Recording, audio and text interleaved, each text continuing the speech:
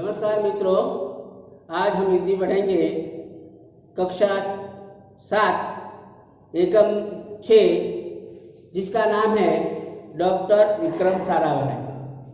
आप यथास्थान पर सही सलामत एवं सुरक्षित होंगे ऐसी आशा करता हूँ। तो हमारे कक्षा 7 में हिंदी विषय के अंदर विज्ञान का पाठ, विज्ञान का एकम रखने की जो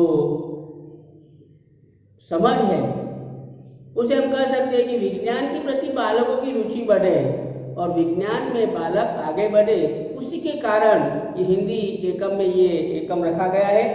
तो देखते हैं हमारे जीवन में ये जो सुविधाएं हैं वो वैज्ञानिक की देन है। यहाँ पर लिखा गया है कि हमारे जीवन को सुविधापूर्ण बनाने में वैज्ञानिकों का प्रमुख योगदान रहा है। हम ये सुखी संपन्न जीवन जी रहे हैं, उसका कारण विज्ञान है, वैज्ञानिकों का कारण है, क्योंकि उन्होंने हमें कई सारी सुविधाएं उपलब्ध कराई हैं। प्रस्तुत इकाई में हमें विक्रम साराभाई जैसे अद्भुत व्यक्तित्व से परिचित कराती है और जो एकम है वो हमारे अद्भुत व्यक्तित्वधारी डॉक्टर विक्रम साराभाई का परिचित कराती है, जिन्होंने विज्ञान, प्रौद्योगिकी, शिक्षा, उद्योग, वाणिज्य, व्यवसाय, प्रबंध आदि अनेक क्षेत्रों में देश की प्रगति के लिए उल्लेखनीय कार्य किया है। उनके जीवन की घटनाओं से प्रेरित होकर अवलोकन, परीक्षण व परिश्रम से वैज्ञानिक दृष्टिकोण विकसित कर हम भी महान वैज्ञानिक बन सकते हैं। जो डॉक्टर विक्रम साराभाई है, उन्होंने कई क्षेत्रों में बहुत साहस करके जो उपलब्धियां हासिल करी है, उसकी प्रेरणा से, उनके दृष्टिकोण पर चलने से हम भी एक महान वैज्ञानिक बन सकते हैं और मानव जाति की अनुपम सेवा कर सकते हैं। इस मानव जाति की अनुपम सेवा हम कर सकते हैं। तो देखते हैं, एक ऐसे महान वैज्ञानिक थे, जब वे मात्र 2 वर्ष के थे तब गुरुदेव रविंद्रनाथ ठाकुर ने भविष्यवाणी की थी कि यह बालक बड़ा होकर बहुत यशस्वी बनेगा, और उस बालक ने उनकी भविष्यवाणी अपने कर्मों से सच साबित कर दी। ऐसे एक महान वैज्ञानिक थे, जब वो 2 वर्ष के थे तब रविंद्रनाथ ठाकुर ने भविष्यवाणी की थी कि ये बालक कोई साधारण बालक नहीं है, ये यशस्वी बनेगा। तो डॉक्टर विक्रम साराभाई ने अपने कर्मों के द्वारा ये भविष्यवाणी सच साबित कर दी। क्या आप जानते हैं वे कौन थे? वे थे हमारे महान वैज्ञानिक डॉक्टर विक्रम साराभाई। वो कोई और नहीं, हमारे महान वैज्ञानिक डॉक्टर विक्रम साराभाई। यहाँ कुछ शब्दार्थ लिखे हैं, जो शब्द आएंगे उनका अर्थ हम लिखेंगे। तो डॉक्टर विक्रम साराभाई का जन्म 12 अगस्त सन 1912 को अहमदाबाद में हुआ था। डॉक्टर विक्रम साराभाई का जन्म 12 अगस्त 1912 में अहमदाबाद में हुआ था। उनका परिवार एक प्रतिष्ठित उद्योगपति परिवार था। उनका जो परिवार था बहुत सुखी संपन्न उद्योगपति परिवार था। पिता का नाम अंबालाल था और माता का नाम सरला देवी था। विक्रम साराभाई के पिता का नाम अंबालाल था, उनकी माता थी उनका नाम सरला देवी था। विक्रम साराभाई 8 भाई बहन थे। कितने? 8 भाई बहन थे। बाल्यकाल से प्रतिभावान विक्रम साराभाई के बचपन का यह प्रसंग उनके सफलता हासिल करने के बुलंद इरादे को दर्शाता है। बाल्यकाल, बचपन में जब वो छोटे थे तब जो उनकी इच्छा, इरादा का मतलब, इरादे मतलब विचार, संकल्प, इरादा मतलब विचार, संकल्प। तो बाल्यकाल से प्रतिभावान विक्रम साराभाई के बचपन का प्रसंग उनके सफलता हासिल करने के बुलंद इरादे को दर्शाता है। उनकी इच्छा शक्ति, उनको जब विचार था वो जबरदस्त था। जब वह 5-6 साल के थे तो अपने परिवार के साथ शिमला गए। 5-6 वर्ष की आयु में वो शिमला गए अपने पिता के साथ। तो शिमला में उनके पिता श्री अंबालाल के नाम ढेरों चिट्ठियां आती थी, बहुत सारी। ढेरों मतलब बहुत सारी, बहुत सारी। और लिफाफा, लिफाफा मतलब कागज। दूसरी तरफ देखिए तो लिफाफा का मतलब कागज पत्र रखकर भेजा जाता है। कागज रखकर भेजा जाता है, कागज रखकर भेजा जाता है, जैसे लिफाफा कहते हैं। तो जब वो शिमला गए तो उनके जो पिता थे अंबालाल, उनके नाम सारी चिट्ठियां आती थी। तो उन्हें ये देखकर बाल विक्रम के मन में भी इच्छा हुई, उनके नाम भी बहुत सारे पत्र आए। ये देखकर उनको इच्छा हुई कि मेरे जो पिता है अंबालाल, उनके पास सारी चिट्ठियां आती है, ढेर सारी चिट्ठियां आती है, तो मेरे ऊपर भी, मेरे नाम पर भी बहुत सारे पत्र आए। ऐसा कुछ उनको विचार आया। इसीलिए कई लिफाफों पर अपना नाम पता लिखा और डाकघर में डाल दिए। कई लिफाफों पर अपना नाम पता लिखा और वो डाकघर में, यानी कि पोस्ट ऑफिस में जाके डाकघर था उसमें डाल दिया। फिर क्या था, उनके नाम ढेर चिट्ठियां आने लगी। अपना नाम लिखकर हम पोस्ट ऑफिस या तो डाकघर में जो टपाल है वो रख देंगे तो हमारे नाम पर ही आएगी। पिता ने देखा तो उनके मन में बालक विक्रम के इस काम के पीछे के उद्देश्य को जानने की इच्छा हुई। अंबालाल को पता चला कि ऐसा क्या हुआ, तो उसके पीछे उसका उद्देश्य क्या है। डॉक्टर विक्रम साराभाई बाल्यकाल में थे, छोटे थे, तब उन्होंने अपने नाम पर सारी चिट्ठियां लिखी और डाकघर में जाकर डाल दिए। बाद में उन पर सारी चिट्ठियां आई तो अंबालाल ने सोचा कि उसके पीछे विक्रम का क्या उद्देश्य है। तो असलियत मालूम होने पर उन्हें हंसी आई। जब असलियत का पता चला तो अंबालाल को हंसी आई, लेकिन सफलता पाने की इच्छा जानकर अच्छा भी लगा। लेकिन इसके पीछे जो उनके विचार थे सफलता पाने के, वो जानकर भी उनको अच्छा लगा। जब वो 8 साल के थे तो साइकिल पर विभिन्न कलाबाजियां करते और लोगों को अचंभित कर देते। जब 8 साल के थे तो साइकिल पर अलग अलग प्रकार के दाग पीच करके सब लोगों को अचरज में रख देते थे, अचंभे में रख देते थे। उन्हें साहसिक कारनामे प्रिय थे। उन्हें कैसे कारनामे प्रिय थे? साहसिक। तो गणित तथा भौतिकी के प्रति उनकी गहरी दिलचस्पी थी। उनका जबरदस्त विषय था गणित और भौतिकी, ये दोनों में बहुत लगाव था उनको। उन्होंने मैट्रिक की परीक्षा सन 1934 में पास की। सन 1937 में गुजरात कॉलेज अहमदाबाद से इंटर की पढ़ाई की। उन्होंने मैट्रिक की परीक्षा 1934 में और सन 1934-37 में गुजरात कॉलेज अहमदाबाद से इंटर की पढ़ाई की। सन 1937 में इंग्लैंड चले गए और वो 1937 यानी कि 1937 के अंदर तो इंग्लैंड चला गया। सन 1940 में क्रैम्ब्रिज से गणित और भौतिकी में बीएससी परीक्षा में सफलता प्राप्त की। क्रैम्ब्रिज यूनिवर्सिटी जो है वहाँ इंग्लैंड की, उन्होंने भौतिक विज्ञान की जो परीक्षा थी बीएससी की परीक्षा में सफलता प्राप्त की। तत्पश्चात द्वितीय विश्व युद्ध के शुरू होते विक्रम साराभाई भारत लौट आए। जब द्वितीय विश्व युद्ध हुआ तब डॉक्टर विक्रम साराभाई भारत लौट आए, मतलब वापस आ गए। भारत में उन्हें सर सीवी रामन तथा डॉक्टर होमी भाभा का सानिध्य मिला और भारत में बहुत जाने माने वैज्ञानिक सीवी रामन तथा डॉक्टर होमी भाभा का सानिध्य मिला। वहाँ राष्ट्रीय स्वतंत्रता आंदोलन से बड़े प्रभावित हुए और जो हमारे राष्ट्रीय आंदोलन चल रहे थे, क्योंकि अंग्रेजों ने हमारे पर जुल्म बहुत ढाए थे और अंग्रेजों का राज चल रहा था, तभी जो राष्ट्रीय आंदोलन चल रहे थे उससे विक्रम साराभाई बहुत प्रभावित हुए। सन 1942 में वह मृणालिनी स्वामीनाथन के साथ विवाह सूत्र में बन गए। 1942 में उन्होंने मृणालिनी स्वामीनाथन के साथ शादी कर ली। उन्होंने अंतरिक्ष की गहराई से आने वाले रहस्यमय कॉस्मिक किरणों पर अनुसंधान करके कैम्ब्रिज विश्वविद्यालय सन 1947 में पीएचडी की उपाधि हासिल की।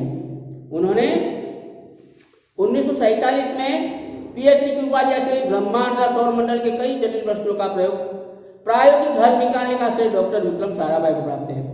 ब्रह्मांड तथा सौर्यमंडल, हमारा जो ब्रह्मांड है, सौर्यमंडल है, उनमें कई सारे जटिल प्रश्न है, बहुत कठिन प्रश्न है, उनका प्रायोगिक धोरण से, प्रायोगिक मतलब प्रूफ करके उन्होंने जो भी प्रश्न थे उनका हल निकाला, उनका श्रेय डॉक्टर विक्रम साराभाई को जाता है। यह उन्हीं का सुझाव था कि कॉस्मिक किरणों पर प्रयोग के लिए हम हिमालय की ऊंची चोटियां सर्वाधिक उपयुक्त व अनुकूल होगी। उनको पता था, इनके सुझाव से ही हिमालय के अंदर ऊंची चोटियां सर्वाधिक उपयुक्त अनुकूल होगी। हिमालय की जो चोटियां हैं, पर्वत हैं, वहां पर ये संशोधन कार्य करने का बहुत बढ़िया जगह है। इसलिए भारत सरकार ने गुलमर्ग में वैज्ञानिक उपकरणों से लैस एक प्रयोगशाला स्थापित की। उनके सुझाव से भारत सरकार ने गुलमर्ग में एक सुसज्जित लैस यानी सुसज्जित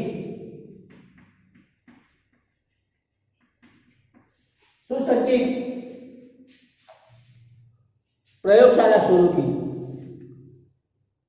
तो वैज्ञानिक उपकरणों से लैस एक प्रयोगशाला स्थापित की। डॉक्टर विक्रम साराभाई के निजी प्रयास सन 1947 में भौतिक अनुसंधान प्रयोगशाला अहमदाबाद में भी स्थापित हुई। उनके अथाक प्रयासों से अहमदाबाद में भी एक जबरदस्त प्रयोगशाला शुरू की, जिससे वह आजन्म संबंध रहे। मतलब जब तक उनकी सांस में सांस थी तब तक वो वहाँ उस प्रयोगशाला से जुड़े रहे। साथ ही उन्होंने देश में वस्त्र उद्योग की तकनीकी समस्याओं के हल निकालने के उद्देश्य से अहमदाबाद में भी टेक्सटाइल इंडस्ट्री रिसर्च एसोसिएशन की आधारशिला रखी। तो साथ ही हमारे, आपको मालूम हो तो मैं बता दूं, 41% भारत में गुजरात का वस्त्र उद्योग का जबरदस्त निकास है। मतलब 41%। तो तकनीकी समस्या को हल निकालने के उद्देश्य से अहमदाबाद में टेक्सटाइल इंडस्ट्री से रिसर्च एसोसिएशन की आधारशिला रखी है। उन्होंने अहमदाबाद में भी टेक्सटाइल इंडस्ट्री की भी स्थापना की। भौतिक अनुसंधान प्रयोगशाला डॉक्टर विक्रम साराभाई परमाणु शक्ति, अंतरिक्ष विकिरण, सूर्य, ग्रह, तारा, प्लाज्मा, भौतिकी और खगोल पर वह कार्य करते रहे। बहुत सारे क्षेत्रों में, बहुत सारे विषय में उन्होंने कार्य किया, चाहे वो विज्ञान परमाणु शक्ति हो, तो अंतरिक्ष विकिरण हो, सूर्य, ग्रह, तारा, प्लाज्मा, भौतिक और खगोल पर वह कार्य करते रहे। सन 1961 में एक परमाणु ऊर्जा आयोग के सदस्य बनाए गए और 1961 में वो परमाणु ऊर्जा आयोग के सदस्य बनाए गए। डॉक्टर भाभा की मृत्यु के पश्चात परमाणु ऊर्जा संस्थानों का बाद युवा वैज्ञानिक डॉक्टर विक्रम साराभाई के कंधों पर गया और अचानक डॉक्टर होमी भाभा की मृत्यु हो गई। तो उनका जो समस्त भार था वो डॉक्टर विक्रम साराभाई पर आ गया। उन्होंने भारतीय अनुसंधान केंद्र का गठन किया। अनुसंधान मतलब खोज, अनुसंधान मतलब खोज, अनुसंधान मतलब खोज। तो गठन किया। विक्रम साराभाई इसके पहले अध्यक्ष बने। डॉक्टर विक्रम साराभाई उस संस्थान के वो अध्यक्ष बने। यह उनकी अगुवाई एवं अथक परिश्रम का परिणाम था। ये कोई अनसुनी बात नहीं है, लेकिन ये जो परिणाम मिला उनके पीछे उनका अथाक प्रयत्न, परिश्रम ही था कि भारत में दूरसंचार, दूरदर्शन और मौसम विज्ञान के लिए प्रक्षेपित अनेक उपग्रह अंतरिक्ष में सफलतापूर्वक कार्य कर रहे हैं। भारत में दूरसंचार के लिए, दूरदर्शन और मौसम विज्ञान के लिए प्रक्षेपित अनेक उपग्रह अंतरिक्ष में सफलतापूर्वक कार्य कर रहे हैं। डॉक्टर विक्रम साराभाई ने अपना संपूर्ण जीवन भारत तथा विज्ञान के समग्र विकास के लिए समर्पित कर दिया। डॉक्टर विक्रम साराभाई ने अपना संपूर्ण जीवन भारत तथा विज्ञान के समग्र विकास के लिए समर्पित कर दिया। उन्हें कई क्षेत्रों में काम किया, पर अपना पूरा जीवन उन्होंने भारत और विज्ञान के विकास के लिए उन्होंने अर्पण कर दिया। भारत के विकास में उत्कृष्ट योगदान के लिए उन्हें कई राष्ट्रीय और अंतर्राष्ट्रीय सम्मान प्राप्त हुए। डॉक्टर विक्रम साराभाई को उन्होंने विज्ञान में जो प्रगति की, इससे उन्हें कई राष्ट्रीय और अंतर्राष्ट्रीय सम्मान भी प्राप्त हुए। सन 1962 में उन्हें डॉक्टर शांति स्वरूप भटनागर पुरस्कार, सन 1966 में पद्म भूषण तथा सन 1972 में मरणोत्तर पद्म भूषण जैसे अलंकरणों से नवाजा गया। 3 अवार्ड उनको मिले हैं।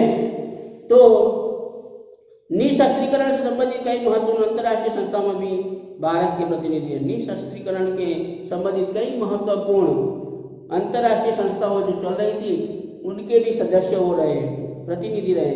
डॉक्टर विक्रम साराभाई सन 1966 में international council of scientific union के सदस्य रहे। जो इंटरनेशनल काउंसिल जो चल रही थी साइंटिफिक यूनियन, उनके भी सदस्य हो रहे। सन 1968 में संयुक्त राष्ट्र को यूनेस्को के विज्ञान विभाग के अध्यक्ष बने। सन 1968 में संयुक्त राष्ट्र संघ के यूनेस्को विज्ञान विभाग के, जो हमारे कई देशों का एक संगठन है, उसे संयुक्त राष्ट्र यूनेस्को बोला जाता है, तो उनके विज्ञान विभाग के वो सदस्य बने। उन्हें इंडियन जियोलॉजिकल यूनियन का प्रमुख बनाया गया। इंडियन जियोलॉजिकल जो कहा जाता है, तो इंडियन जियोलॉजी यूनियन का भी उन्हें प्रमुख बनाया गया। डॉक्टर विक्रम साराभाई सन 1970 में वियना शांति अंतर्राष्ट्रीय अणु मंच को 14वीं परिषद के प्रमुख बने। और डॉक्टर विक्रम साराभाई 1970 मान की 1970 के अंदर वियना के अंदर शांति अंतर्राष्ट्रीय अणु मंच ना 14वीं परिषद भराणी एना ये प्रमुख बन्या। सन 1971 में संयुक्त राष्ट्र परिषद के उपाध्यक्ष और बाद में विज्ञान विभाग के अध्यक्ष बने। 1971 में संयुक्त राष्ट्र परिषद के उपाध्यक्ष, बाद में वो विभाग के विज्ञान विभाग के अध्यक्ष बनाए गए। बाकी और उच्च कोटि के वैज्ञानिक ही नहीं रहे थे, तब मालूम है कि वो सिर्फ और सिर्फ उच्च कोटि के वैज्ञानिक ही नहीं थे, बल्कि व्यस्तताओं के बावजूद बहुत सारे काम होने पर भी शिक्षा और समाज के लिए पर्याप्त समय थे। शिक्षा और समाज के लिए जो भी कार्य करते थे उनको समय का अभाव था, फिर भी सिर्फ विज्ञान की तरफ ध्यान नहीं देकर उनको शिक्षा और समाज पर भी उन्होंने पर्याप्त समय निकाला और ध्यान दिया। उनके ही प्रयासों से अहमदाबाद में लोक विज्ञान केंद्र और नेहरू विकास संस्थान की स्थापना हुई।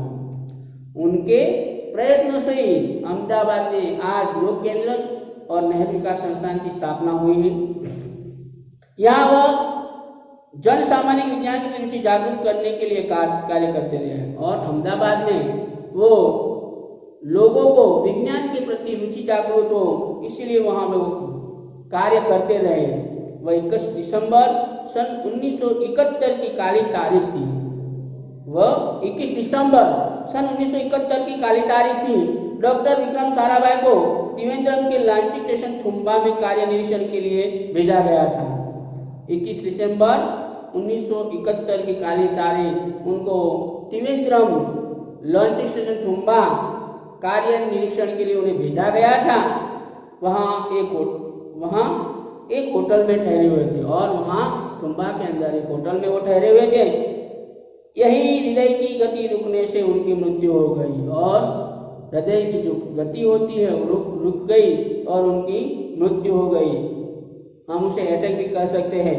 उनके निधन से विज्ञान में नित्य नए आयामों को जोड़ने वाला एक जीवन चक्र सदा के लिए रुक गया और उनकी मृत्यु से विज्ञान में नए नए जो आयामों मतलब संशोधन आविष्कार जो जोड़ने वाला था उसका जीवन चक्र सदा के लिए समाप्त हो गया, रुक गया। ऐसी महान प्रतिभा को शत शत नमन करते हैं। ऐसी महान प्रतिभा को शत शत नमन करते हैं। तो यहाँ पर हमारा डॉक्टर विक्रम साराभाई एकम पूर्ण होता है। आपको इसके अलावा मैं PDF भेजूंगा। थोड़ी बहुत भाषा चित्र हम देख लेते हैं। यह किताब कोकिला की है। लड़का घर से खेल रहा है, दरवाजे पर कोई है, प्रीति के पास कुछ तो है। उपयुक्त वाक्यों में आधार पर प्रश्नों के मौखिक उत्तर दीजिए। किताब किसकी है? कोकिला की। कौन खेला है? लड़का। दरवाजे पर कौन है? तो कोई है। प्रीति के पास क्या है? कुछ तो है। उपयुक्त वाक्य और 1 और 2 में आप व्यक्ति या वस्तु का नाम बता सकते हैं, लेकिन 3 और 4 में आप निश्चित व्यक्ति का या वस्तु का नाम नहीं बता सकते, क्योंकि दरवाजे पर कोई भी हो सकता है, प्रीति के पास कुछ भी हो सकता है।